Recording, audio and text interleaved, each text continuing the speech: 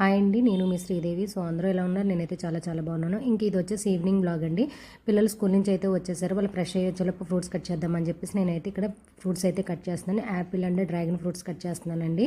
So చూస్తున్నారు కదా, పిల్లలిద్దరికి share చేద్దామని చెప్పేసి ఒక డ్రాగన్ ఫ్రూట్ ఇద్దరికి పెడదామని చెప్పేసి వాడికి హాఫ్ వీడికి హాఫ్ చేస్తున్నాను.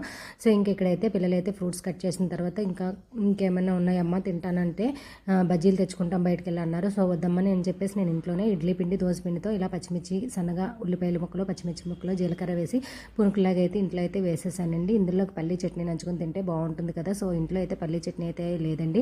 అందుకని చెప్పేసి నేనైతే పునుకులు వేగిన తర్వాత టమాటా పచ్చడి అయితే ఉందండి. నిలవ పచ్చడి టమాటా పచ్చడి ఉంటుంది కదా, ఆ పచ్చడి నంచుకొని తిన్నా కూడా పునుకులు చాలా చాలా బాగుంటాయి. సో ఇక పిల్లలిద్దరు అయితే షేర్ చేసుకొని ఇద్దరు అయితే తినేసారండి పునుకుల్ని.